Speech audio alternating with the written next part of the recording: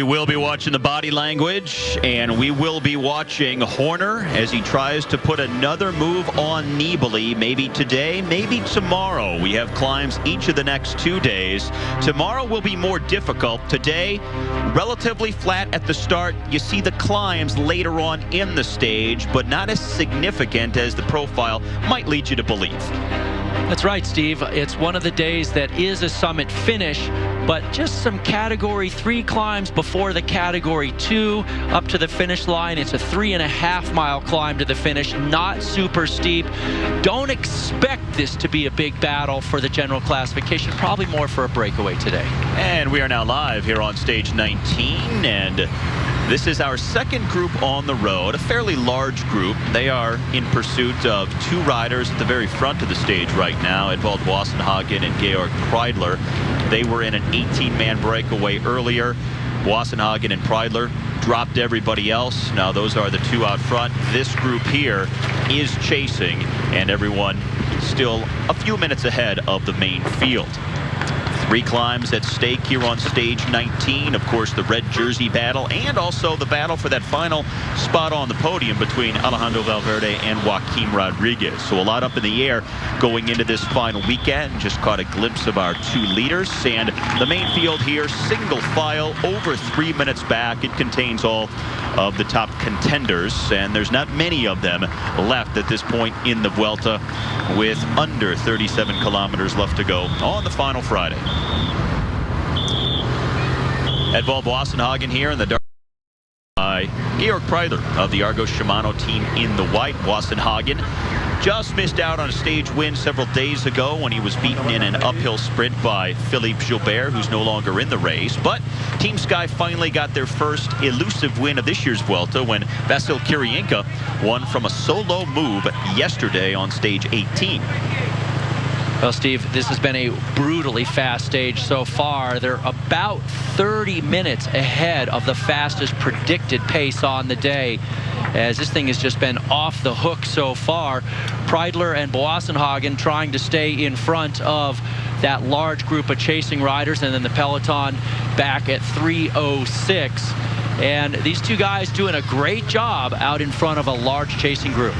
And they are on the first of the 3 categorized climbs, the Cat 3 San Emiliano, that will summit with 32.7 kilometers left to go in the stage.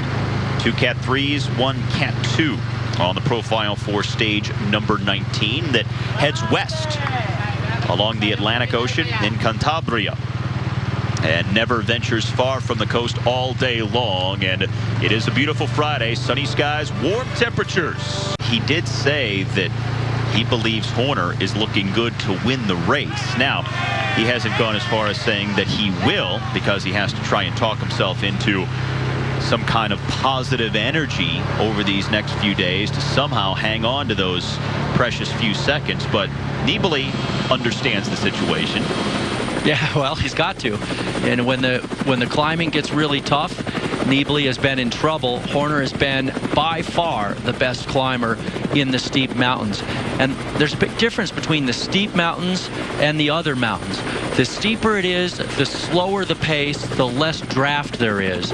And that's when Horner is able to make his separation from Nibali, because the draft does not allow Nibali to make up the difference in strength. You don't often see a Grand Tour or a stage race in general where you have this sense of inevitability, this impending sense of what is going to happen, that the leader is likely going to lose the race. But based on what we have seen these last several days, where the racing has been at its most real, that's what we're looking at right now.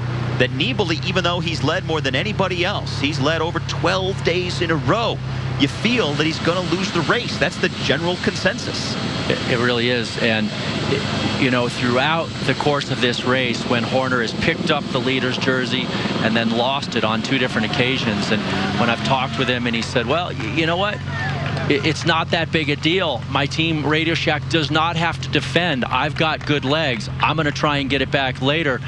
It was so hard to just take that from Chris and say, Well, all right, I guess, it makes sense. I mean, it does make sense if you have great legs and your legs are so good that you have the confidence that you can get back to the time. But when he was 50 seconds down after the time trial, then we knew it was going to be a big fight.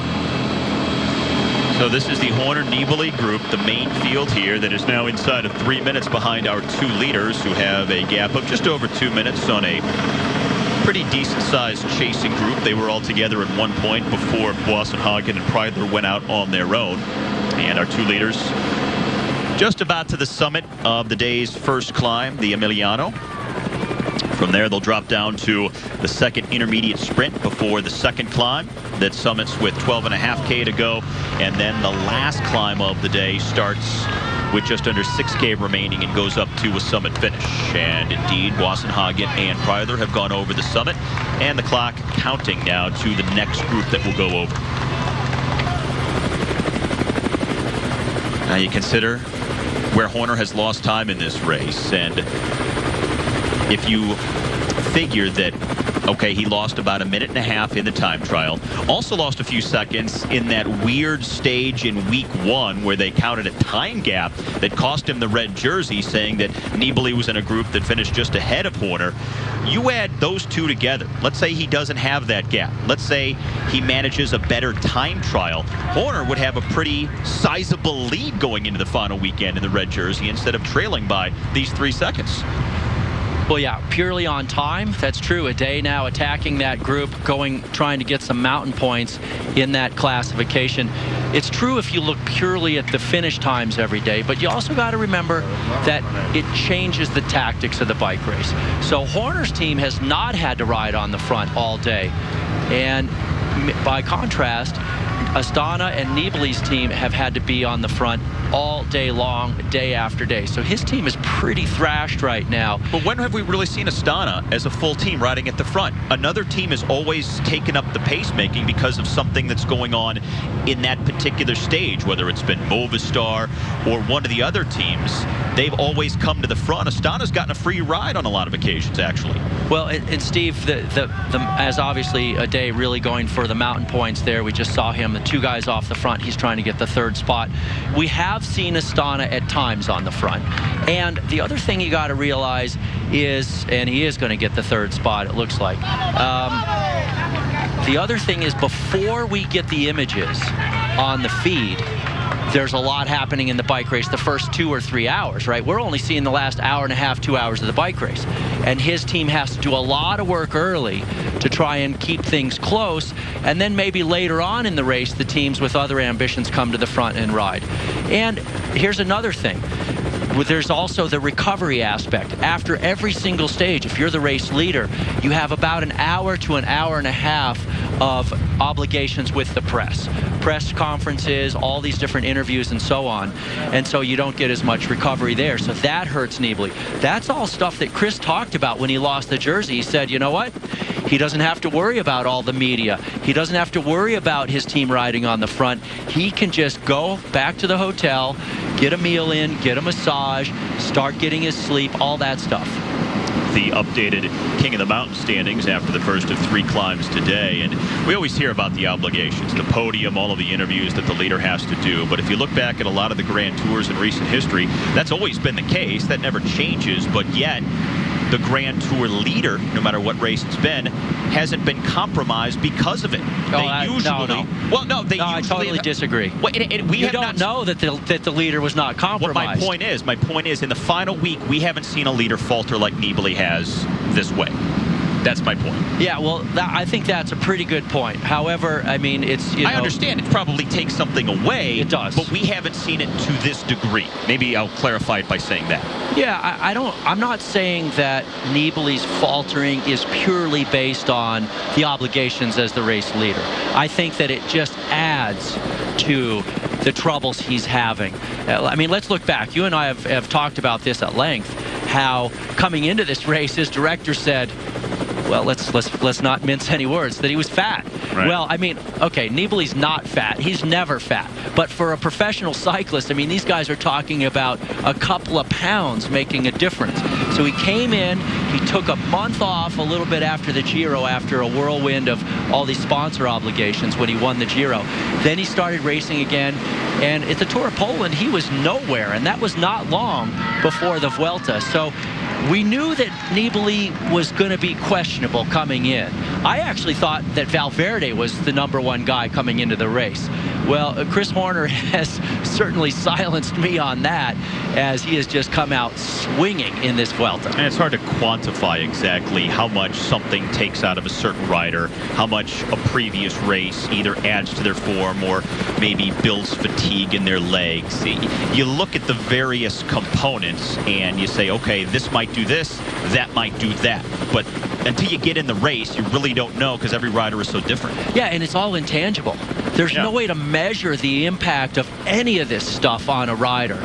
You know, psychologically, physically, everything else. You know, we've talked about how a couple of days ago when Chris Horner called me up, he said, you know, it was midnight, and we were talking on the phone about his race, because that's when he had just finished dinner. I mean, they're on these crazy schedules, the travel, the race, the travel before the stage, the travel after the stage, to get all the way around the country. The guys are exhausted in so many ways by this point in the bike race. Well, right now it is Katusha at the front of the field. Our 2 leaders, 27 kilometers from the finish, a chasing group 2 minutes back. That is Preidler and Boassenhagen, the 2 men up front on stage 19. That is the face of Edvald Boassenhagen of Team Sky, part of a 2-man leading group right now with a 2.5-minute lead on the main field. As we go to Twitter for the first time today, and Herb asking if Todd Gagulski here ever hears Phil and Paul commenting on his performance when he's out riding a tough climb.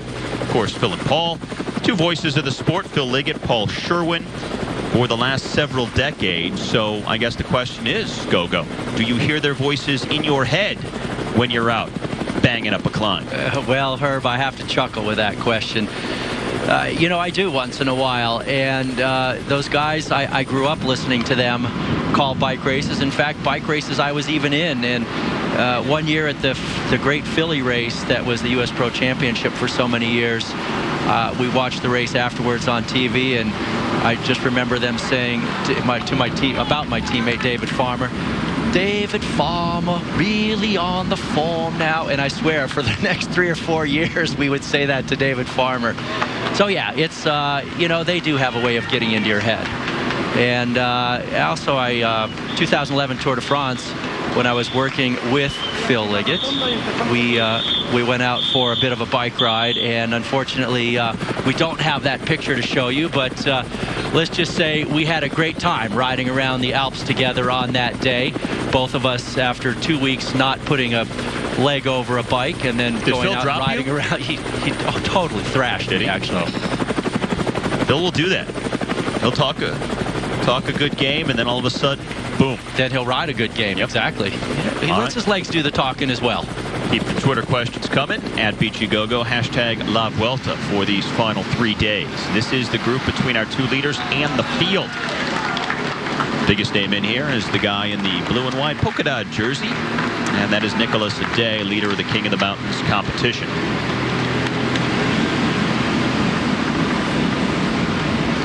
So Aday, the Frenchman, trying to maintain his spot for these final 2 mountain stages to win that competition at the end of the Vuelta. Now back to the main field, things being led by Katusha. That is the team, of course, of Joaquim Rodriguez and Danny Moreno. Now Moreno was just outside the top 10 on the GC. He's sitting 11th, so he'd like to move back up into a top 10 spot. Joaquim Rodriguez, who's sitting 4th, still has visions of potentially moving into the top 3 and finishing on the podium here at his home Grand Tour. But Rodriguez would also like to win a stage. He's missed out to this point.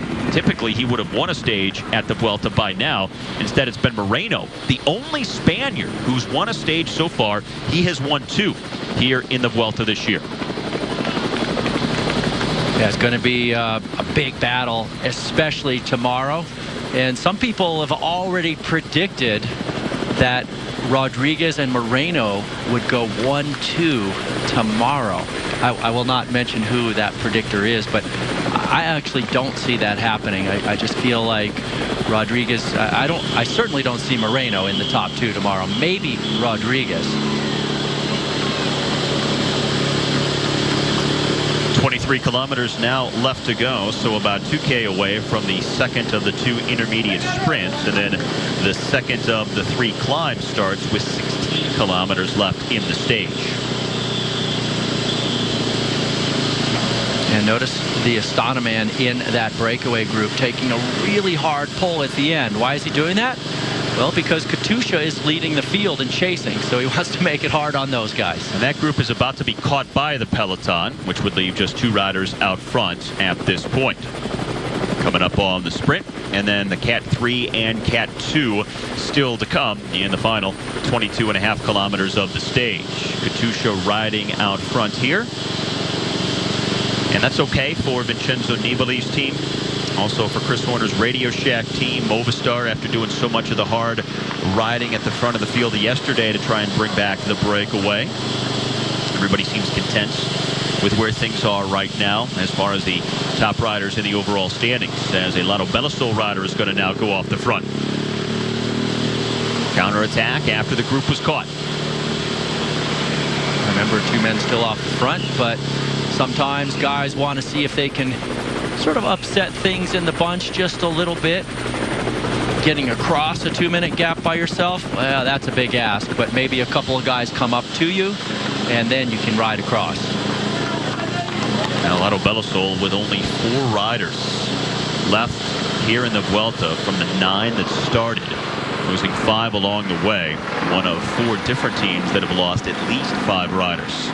That's just the way it's been. Dennis Van den Dert, 3 hours down in the classification. You notice the blue physio tape all over his right knee for little strains and pulls. It just kind of gives you that little bit of support. And you see a lot of athletes using that in the sport of cycling now. In fact, they even put it on their back and places under their jersey that you can't see because they have these little strains and pulls.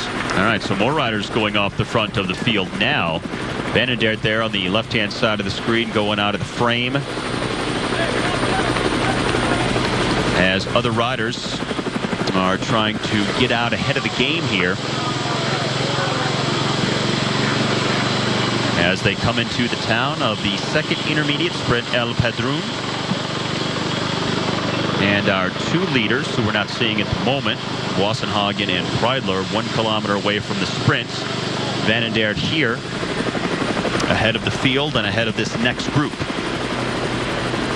This is exactly what Van den Dert wanted. Draw out a few guys, nobody who's dangerous for the general classification. The field says, not worth the effort to bring them back. We got a massive day tomorrow. Yeah, today's a summit finish, but it's only a category 2, 3.5 mile climb. So these guys may be given a little bit of leash to ride away for the stage win. Himself trying to put himself in position to win the 3rd stage of the race for the team here today.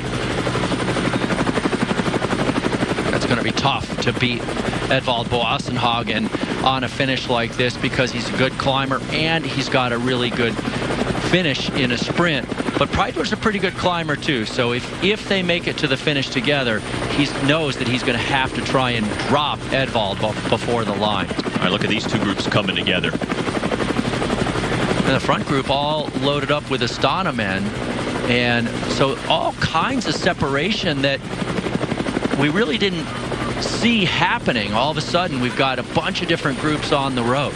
But these groups here that are coming together also have this group that is just a few seconds behind, so a lot of this could come together for one big group here before we know it. That's what I would expect. I don't expect those 2 groups to stay apart for long.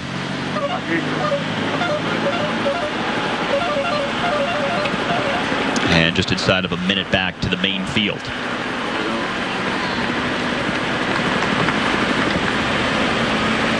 Now, a very interesting day for the breakaways. We've seen so many different groups on the road. Even before we came on the air, there was a large group of almost 20, and that's from where our 2 leaders emerged, Edvald Boassenhagen and Georg Kreidler. Here they are right now. And they are on the climb, 15K to go to the finish, and just about 2.5 kilometers away from the summit of this Cat 3 climb. Chasing group behind them here.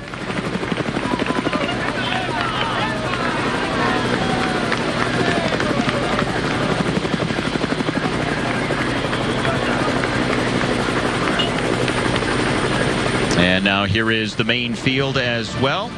And look at these groups scattered on the road leading to the end of stage 19. Live coverage of stage 19 of the Vuelta a Espana presented by Your Buds here on Universal Sports. Steve Schlanger with Todd Gogolski. We have two riders out front, 14K from the finish, a lead of just about 1 minute on the main field. Edvald Boasson-Hagen and Georg Preidler. Other groups on the road, some coming back, others going forward. There was a group split off behind the peloton that has regained contact with the field. There is still another group that is behind our two leaders. It's been one of the most active days in terms of various groups out on the road. Multiple groups. Some getting bigger, some getting smaller. Hard to keep track of exactly who is where at this point because it's changing so quickly. What we do know is this is the front of the main field, led by Katusha, followed by Astana. And now within 1 minute of our two leaders, who are coming up to the summit of the second of three categorized climbs on the day. The summit at 12.5K left to go to the finish. And this is that group in between. This has Arata for Movistar, Charel for AG2R, Charuca's in there, Angel Mate, Verdugo, Mendez. It's another large group, and looks like guys coming apart a little bit on that one, and three men making their way up to Preidler and Boasson-Hagen. So this is Arata coming up for Movistar. He's got Juan Antonio Flecha on his wheel on the left. And the Euskaltel rider there is Gorka Verdugo joining Preidler and Boasson-Hagen. Now we have a group of 5. But Steve, let's think back to the peloton a minute ago. It was blown apart. These are category 3 climbs. The guys are tired at this point of the bike race. So 5 riders now at the front, but leading the peloton by inside of 1 minute. There is the main field, bottom left-hand corner of your screen. But the gaps have never gotten very big between any of the groups on the road. Really no more than 3 minutes at any point today, and usually it's been within 2 minutes. Now our 5-man leading group have a lead of under a minute on this main field. Trying to do this whole final climb solo, just the way Vasil Kirienka did yesterday for Team Sky to win their first stage of the race. Unfortunately for Jose Mendez, with only a 35-second advantage, it's a much bigger ask to stay away from the pursuit on a final climb.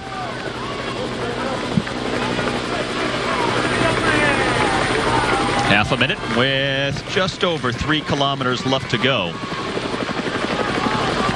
as that main field has brought some time back, almost slicing their deficit in half in the last kilometer or so. Who from that chase group is going to make the move here? Who's going to go across and try and get him?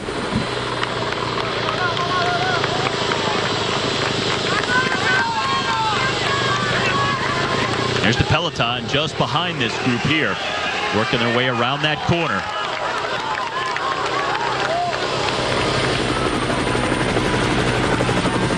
Just under 2 miles for the leader, 3K to go. This would be a most surprising win if he could pull this off, Steve.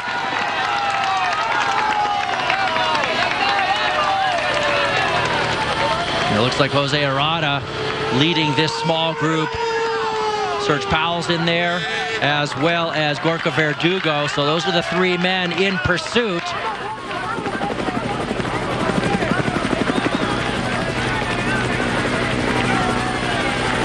And then behind them, here is the main field. Saxo Tinkoff in the yellow and blue still leading the way. Chris Horner has Robert Kieserlowski just ahead of him. Horner sitting 5th wheel from the front. Mendez our leader, and a good crowd on the final climb. Mendez has to feed off this energy of the crowd if he wants to have any chance of winning today's stage. 12% through here.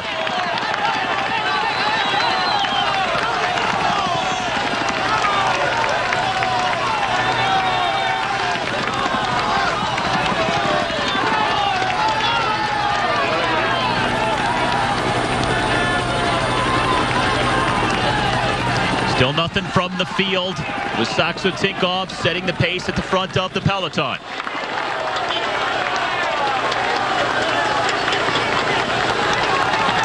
Time gap just inside half a minute to the leader.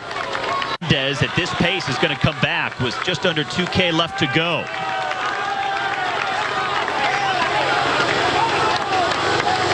On a day that looked like it was perfect for a breakaway, we saw several groups out front for most of the day, but it looks like it's all going to come back together here right near the very end.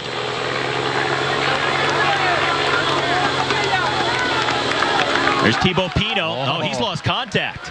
Number 101 in the blue for FDJ.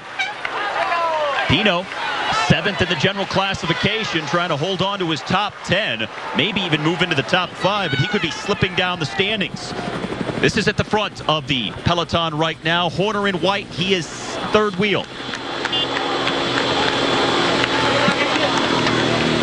Also the battle for the final spot on the podium, too. You have Alejandro Valverde in third, Joaquin Rodriguez in fourth. They're both there in that group as well. Look at Mendez just continuing to hold on by the slimmest of margins. Harada now has been brought back. And Kieserlowski is gone from the front at this point, so it's just Horner up there on his own, sitting third wheel.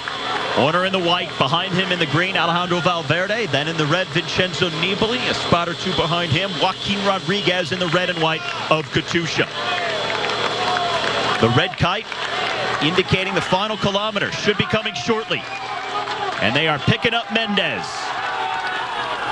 Inside the final 1 kilometer, there are 4 turns and 1 big loop. Should be interesting here. And there goes Roach on the throttle. He's trying to open it up. Horner right on his wheel. Then Valverde and Nibali. Let's see if Horner gasses it here. Looking around. These guys playing the tactical game. Nicholas Roach accelerating. Gives him a little bit of leeway. That's exactly what the Irishman needs. And it looks like Michele Scarponi coming up on his wheel.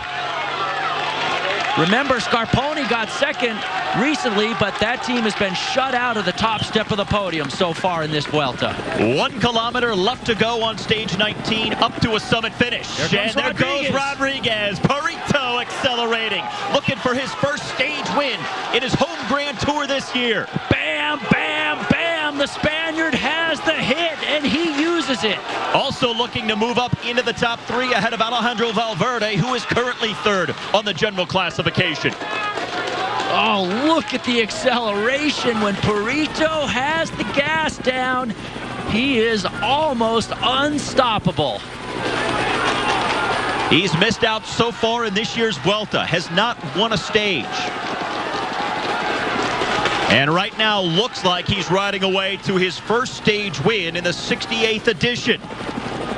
He really needs this stage win, as he has been sorely underperforming in the mountaintop finishes, or the breakaways have taken all the top places. This is the type of Pareto move we're used to seeing. He was on the podium at this year's Tour de France, also now trying to ride into a podium spot at the Vuelta just a few weeks later. A win would certainly help. He would get a 10-second time bonus for finishing first as well. Scarpone, next man on the road in the pink and blue of Lampre. And still no battle between Horner and Nibali behind them. Now an Euskaltel rider attacking. Here comes Pareto. Joaquin Rodriguez pulling into his first stage win. That's Sammy Sanchez, who lives in Oviedo. This hometown boy who lost time early on is attacking. But Rodriguez is the first man on the road, and he's going to win the stage. Nobody can stop him when he's on the form, and he gets his first stage win at this year's Vuelta. All right, he's got a 10-second time bonus as well. Let's see what the gap is to Valverde. All right, Horner coming up, and there's going to be a gap to Nibali. There's Vincenzo Nibali. He's going to lose the red jersey. Horner is the new leader of the Vuelta after stage 19. Unbelievable, as Horner gets the seconds he needs. That's unofficial. We'll wait for those results to come out. Wow. Pareto wins the stage, and it looks like Horner is the leader of the Spanish Grand Tour. Classification, Chris Horner wears red once again, now with 2 days left to go. Reverses the deficit he started the day with, now leading Nibali by 3 seconds at the top of the standings.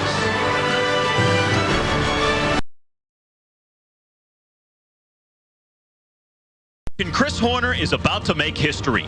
Leading the Vuelta a Espana on stage 20, Horner had to survive the race's toughest climb and his toughest challenger, Vincenzo Nibali. The Astana rider, determined to make up a 3-second gap to steal the red jersey, he attacked relentlessly, time and again, to put the pressure on Horner. Through the mist and the crowd, they battled until Nibali finally had nothing left. Oh, and Nibali is cracking. Oh, he finally blows. It took him so long to get to this point. The heart that he has had to attack time and time again. The rest of the way up the mountain became a stairway into cycling lore for 41-year-old Chris Horner, who was exhausted at the finish. But now he has recovered for his coronation in the capital of Madrid. It is the final day of Grand Tour racing this year. Stage 21 of the Vuelta a Espana, presented by your buds here on Universal Sports. And Chris Horner, set to make history, is the oldest man to ever win a Grand Tour, leading the Italian Vincenzo Nibali by 37 seconds. If you're looking for significant climbs, big mountains, you're going to have to wait for the Giro, because this is as flat is flat. It's pretty darn flat. They got a bunch of circuits at the end, only 68 miles in length, and look for a field sprint. And there is the man who is about to be crowned the winner in the red jersey, Chris Horner, receiving congratulations from riders around him. Yeah, Yanni Brajkovic on his left, old teammate on the Astana squad, good buddies. The Garmin men, Tyler Farah in the middle there. Today could be a day for him to get that elusive European win that's been waiting for him for a couple of years. Finally a real meal. Enough of those gels during the race. Well, they still haven't picked up the pace, as we should see the racing start to begin a little more in earnest once they get onto the circuits that they will encounter in the Spanish capital of Madrid. Today's race starting southwest of Madrid, going in a clockwise direction. They start in a southeasterly direction and then turn north and northwest back to Madrid. Once they come into the heart of the Spanish capital, they will see the finish line 9 different times. They're doing several circuits around the town, 5.7 kilometers per lap, but have not made it to the circuits as of yet. In the white jersey, that was Vincenzo Nibali, the man who had battled Chris Horner for so many days. He's wearing the white jersey because it's the combined classification jersey. Horner leading that competition, but I think Horner prefers red over white at this point. Anytime you can possibly be wearing the red one, that's the one you want today, the final day of the race. And one of the things Chris talked about, each time he lost the jersey previously, when he picked it up on 2 separate occasions before getting it on the final part of the bike race, he said he was happy that he didn't have to use his team to protect that jersey. Although he's... And we come back to our live coverage of the final day of the season's final Grand Tour, stage 21 of the Vuelta a Espana, presented by your buds here on Universal Sports. Chris Horner in the red jersey for the 3rd different time in this race. Both he and Vincenzo Nibali losing it and getting it back a few different times, each wearing it on 3 different occasions after losing it. Nibali wore it longer than anybody else at this race, but Horner is wearing it when it counts on the final day. Steve Schlang alongside Todd Gogolski. 61 kilometers left to go here on stage 21 today. The bulk of that will be spent riding circuits around the capital in Madrid. And riding at the front, the team of Chris Horner, Radio Shack behind him.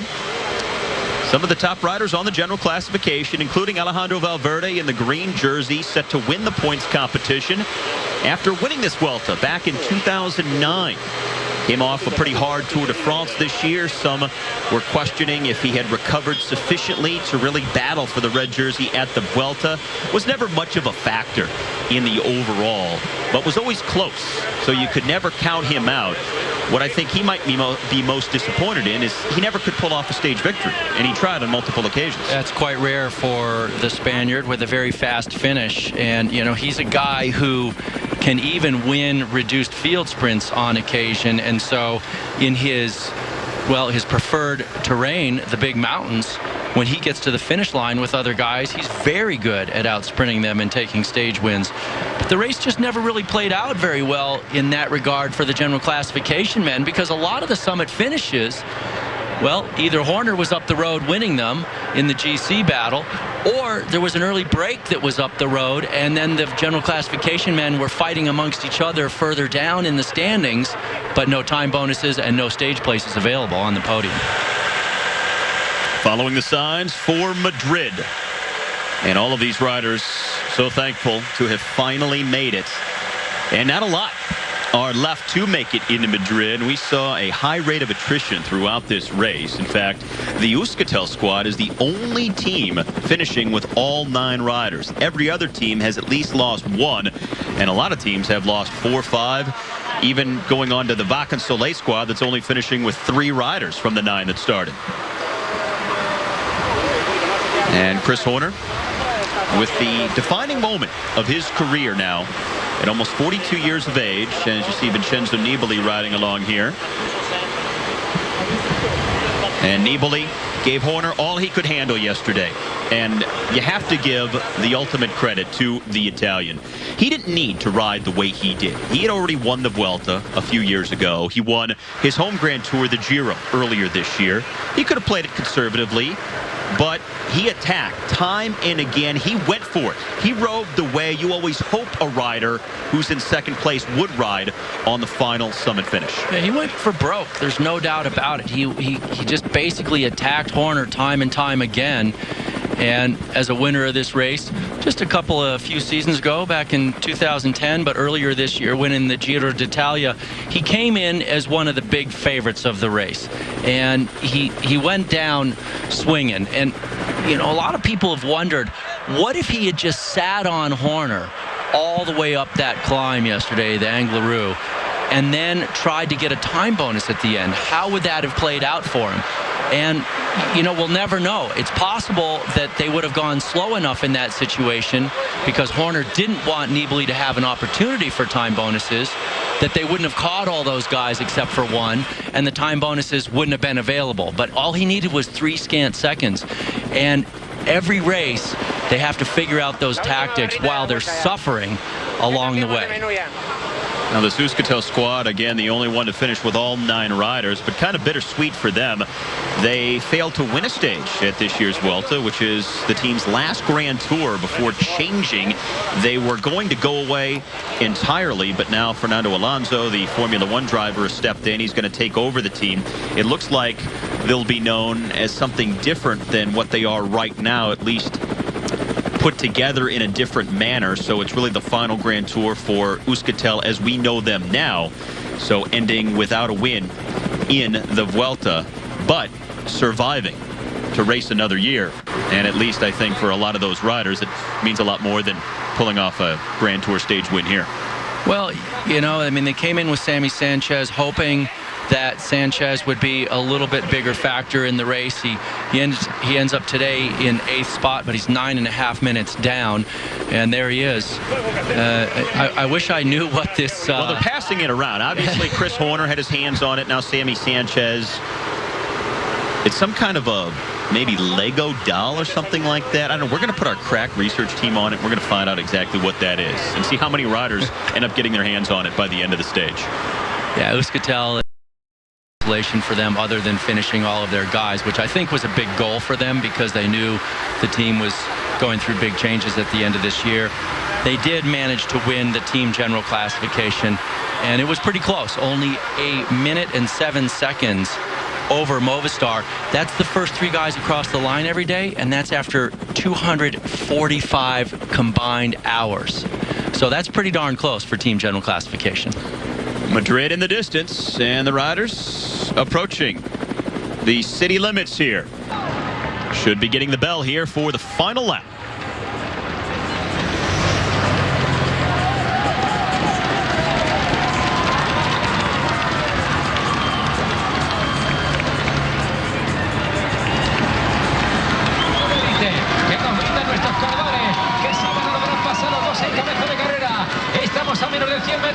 paso, cabeza de carrera. Aquí vienen Alessandro Menotti, aquí viene también Javier Alamendía. ¡Vamos, chicos! Ahí estamos entrando en la última vuelta. All right, well, there's a man in a red shirt holding up a sign that says 1 to go. So I guess in lieu of a bell, they're just showing the riders a 1 sign. Very unusual. As usually, somebody is frantically ringing the bell with 1 remaining lap in a Vuelta, which has been truly incredible, Steve. Well, a 1 on a piece of paper. That's kind of bringing it down a little bit. Come on, where's the bell? Maybe somebody forgot the bell. Ugh, 1 job the entire race. Well, the 2-man breakaway about to be brought back here, and Team Sky is at the front. Guess who they're riding for? Edvald Boassenhagen. Boassenhagen is a man who's got the legs. He can certainly mix it up in a sprint. Vasil Kirienka, the man on the front, bringing back the 2 leaders for Boassenhagen. Kirienka, the winner on the Peña Cabarga back in stage number 18. So just under 6 kilometers left to go to the finish of the Vuelta. Now everybody getting serious about a stage win. It was all pageantry. It was all ceremony earlier. A lot of smiles, a lot of casual riding. But now this is important for some riders, for some teams to get a stage win here. Talk about Chris Horner riding for a contract next year. How about Tyler Farah? He is still not signed for next year. He's missed out already in this Vuelta. This moment right here and these next 4 kilometers are huge for that American. They're very big, and he has not had the race that Horner has. Look at how many Sky guys have made it up to the front. This is looking like one of the most organized lead-out trains we have seen in the entire 21 days of racing. Now will they hold it all the way till the final few hundred meters?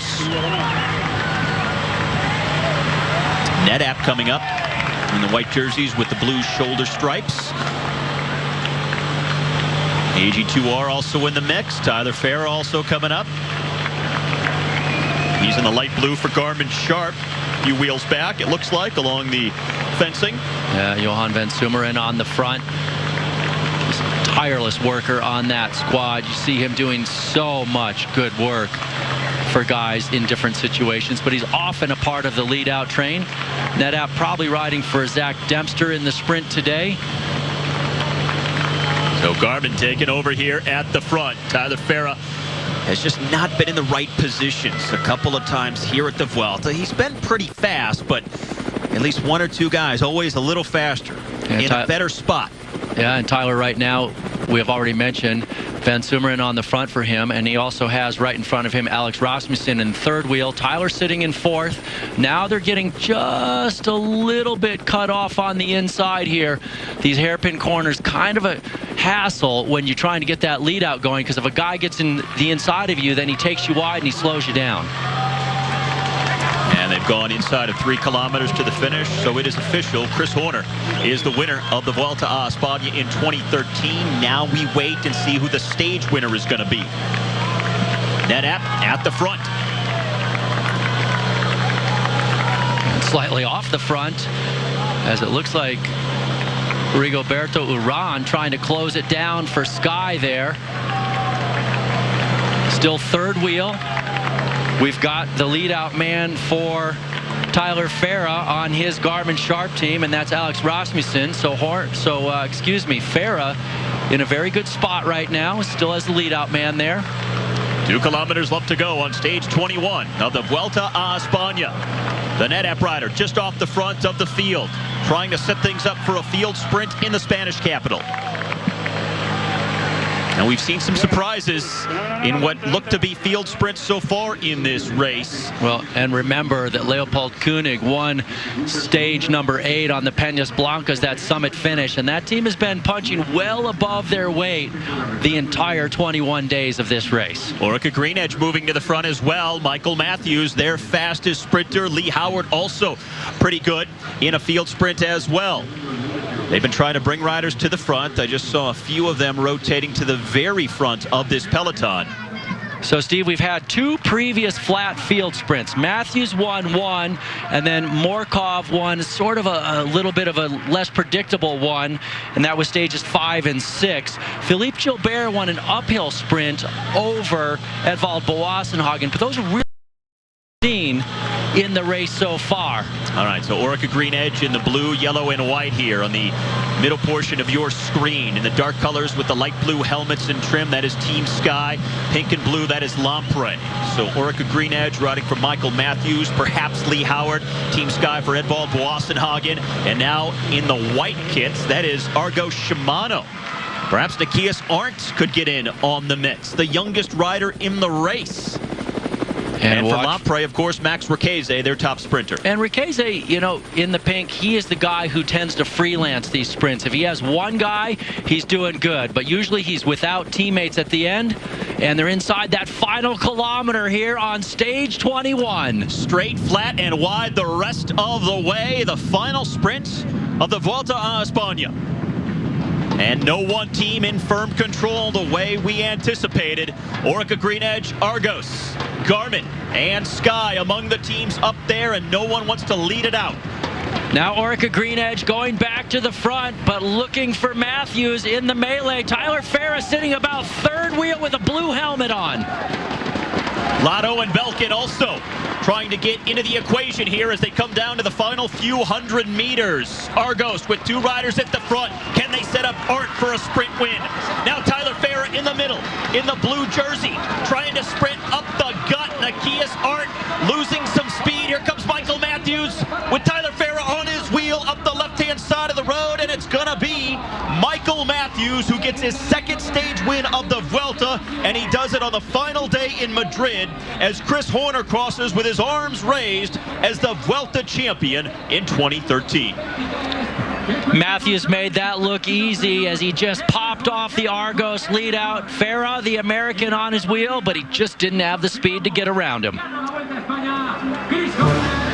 So Chris Horner makes it official.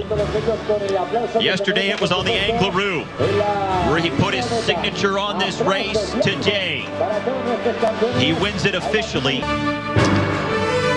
The final general classification. Chris Horner wins by 37 seconds over Vincenzo Nibali, with Alejandro Valverde completing the podium 136 back.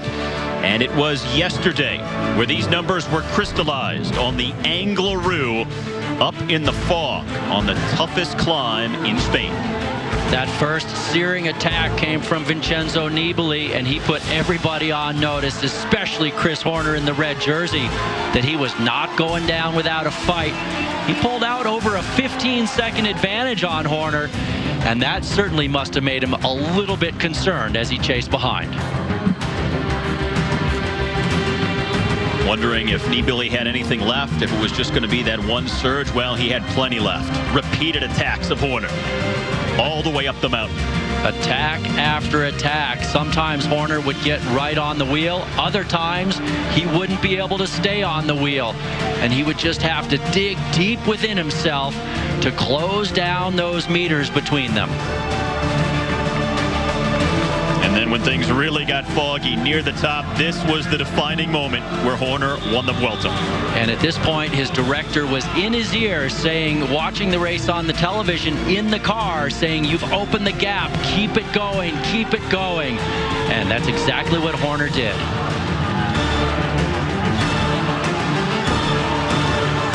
And then he pulled away through the crowd, through the fog. The toughest part of the climb now behind him.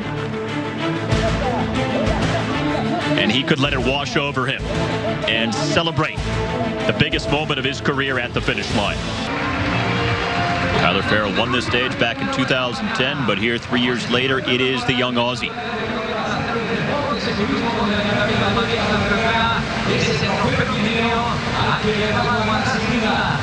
Well, one of only a handful of guys who have won 2 stages in this year's Vuelta. He won the earlier field sprint way back in stage number 5, and then picking up the final day in Madrid today. And despite the pierced eyebrows, still has the aerodynamics to win in a sprint. Don't know how he does it. Yeah, the man they call Bling, and it's all that jewelry. That's what gives him the nickname, but it's pretty unorthodox to have the pierced eyebrow as a professional cyclist. He's the only guy I can remember. All right, so Michael Matthews, the stage winner, Chris Horner, the overall winner. We will see his podium as we continue live here on Universal Sports. He'll turn 42 years of age on October 23rd. Spends his time in Bend, Oregon and San Diego, California.